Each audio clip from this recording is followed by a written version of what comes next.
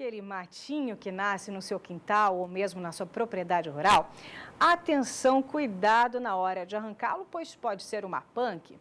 Aliás, você já ouviu falar desse termo? Punk é uma planta alimentícia não convencional.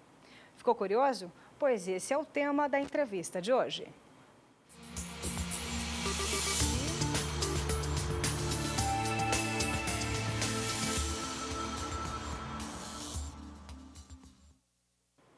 E olha, planta alimentícia não convencional é o tema da entrevista de hoje, que são aquelas plantas que nascem espontaneamente no quintal da nossa casa.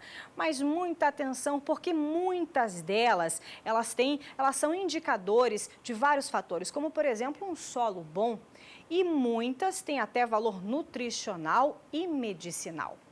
Para falar sobre o assunto, ao meu lado está a engenheira ambiental e também professora de permacultura, Adriana Galbiati, que vai contar tudo para a gente sobre punks, que hoje em dia a gente tem ouvido falar cada vez mais nesse termo. Bem-vinda ao Bom Dia, produtora Adriana. Grata, Elaine, pelo convite. E olha, como eu disse, é um termo que a gente tem ouvido falar muito, mas não é um termo novo. Já se estuda punk há algum tempo, né, Adriana? Eu ouvi falar pela primeira vez e me interessei pelo tema desde a década de 80, quando eu fazia um curso de agronomia. Então já se falava do caruru, da beldroega, mas não tinha esse termo punk, planta alimentícia não convencional, né? Isso foi cunhado mais recentemente. Mas essas plantas, além do estudo delas não ser recente, elas são também comestíveis desde que o ser humano existe na face da Terra, elas já eram consumidas. É um conhecimento, então, mais antigo, que já vem dos nossos antepassados, dos avós dos nossos avós, e que a gente está novamente resgatando isso, né, Adriana? Sim, elas são convencionais numa cultura em que se costumava comer essas plantas. Então, por exemplo, a manjogome, né, que eu trouxe aqui para mostrar, ela é uma planta convencional em Belém do Pará, por exemplo, que se faz uma comida típica com ela. Mas aqui... Né? Aqui é não convencional, porque não faz parte da nossa cultura. Então, para essa época e esse local, ela é uma planta não convencional. Não convencional. E me diz uma coisa, como reconhecer então hoje uma punk? Porque tem muitos que chamam erva daninha, é um matinho, mas não é desse jeito, né? O meu primeiro estudo dessas plantas foi no Manual de Defensivos Agrícolas, quando eu estudava agronomia. Então, a gente aprendia tudo sobre a plantinha, as propriedades nutricionais e medicinais dela, e na outra página tinha qual herbicida a gente usava para matar a plantinha, né? Então, já se sabia que elas tinham essas propriedades comestíveis e medicinais, mas como a agricultura convencional, ela é de precisão, então ela precisa eliminar totalmente outros tipos de planta, então criou-se esse preconceito de que as plantas que não eram aquela cultura que eu queria obter, elas eram mato ou praga, que na verdade não é bem assim. E só para provar isso, você trouxe um livro que a gente, pela edição, que é a 26ª edição, deve ser da década de 70. 26ª edição, eu comprei esse livro na década de 80. De 80 já era 26ª. As hortaliças na medicina doméstica. Então, nessa época, ele já estava na 26ª edição, então ele deve ser da década de 60, não tem a data no livro, então eu não posso precisar isso, do Dr. Balbach.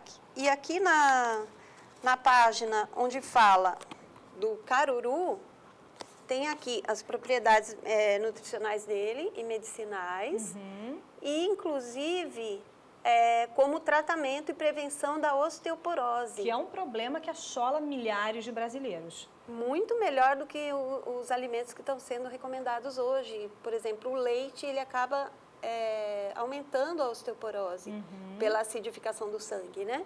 E esse tipo de plantas, pelo teor de cálcio e pela composição de minerais que tem combinado ao cálcio, são tratamentos mais equilibrados, né? Mais eficientes. Vou aproveitar que a gente está falando sobre saúde, sobre... muitas vezes a gente tem no quintal, não sabe que tem, mas pode ser um grande remédio, tem valor medicinal. Por exemplo, o que você pode citar mais, além do caruru? Caruru. Para osteoporose. O que mais você tem nesse sentido? A Ora Pronobis, nós falamos do caruru, que é uma planta que nasce espontaneamente. Ela e a beldroega são, inclusive, indicadores de solo bom. Quando o solo está bem equilibrado, nasce muito caruru e beldroega. Ou seja, a natureza dando uma dica. Olha, se você tratar bem o solo, você vai ter alimentos de qualidade para você. E a própria natureza nos entrega. Eu digo que a natureza quer nos alimentar. Exato. Se a gente não atrapalhar, a natureza vai nos alimentar. Olha só. Como alimenta todos os seres, né? E essa serve... E a Ora Pronobis, ela não nasce espontaneamente, mas ela é nativa da América do Sul, das Américas, né? E ela é super rica em proteína, ela tem todos os aminoácidos essenciais, com exceção de um, que também é fácil de obter. Então, comendo a Ora Pronobis, quem é vegetariano, como eu, né, pode suprir bem a proteína. E ela é gostosa de comer. Você tira a folhinha, né? E cuidado que ela tem espinhos, né? Eu vi. E você pode comer pura. Eu é quero gostosa. provar um pedacinho. O meu netinho vai lá em casa, ele sai pegando e pondo na boca e comendo, porque ele Lava gosta. bem, deixa bem lavadinho. Sim, como qualquer verdura, né? E esse talinho, você pode cortar e fazer mudas dele. Ela gostoso. pega com facilidade. Então, ela não nasce espontaneamente, mas é muito fácil você conseguir uma muda. Ela cresce bastante. Então, uma característica das punks, sempre me perguntam Lembrou uma rúcula. Ela também é chamada de quiabo de folha. Olha só. Ela tem aquela babinha gostosa. Do quiabo, né? Interessante o sabor dele. E pode comer crua ou refogada. Aqui é da varanda de uma amiga minha, né? Tem mais? Vamos ver, produção. Vamos mostrar algumas imagens. Da Ora Pronobis. Essa é a...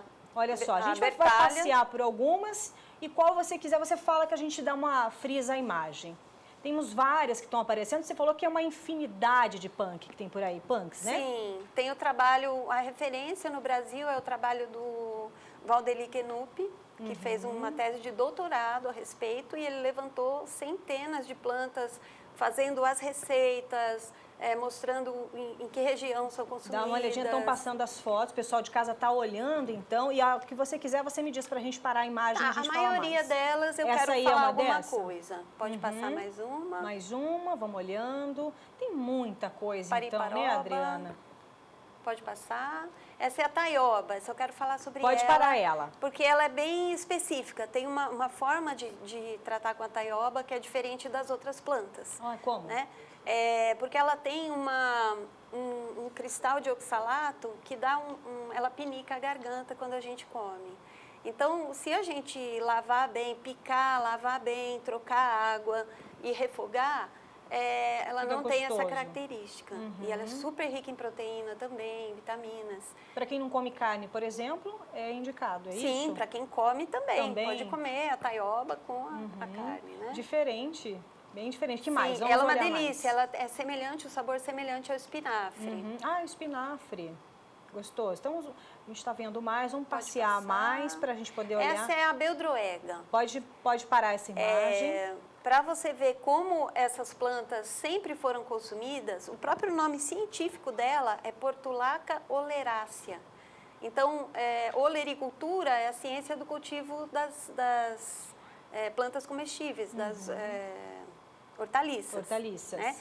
Um detalhe a respeito de algumas punks, não só as punks, por exemplo, plantas como espinafre, tem uma substância que chama oxalato, que sobrecarrega o rim, tem uma série de efeitos colaterais. Mas assim como todos os alimentos, a gente não deve consumir em excesso, a gente deve ter uma diversidade de alimentos no nosso cardápio.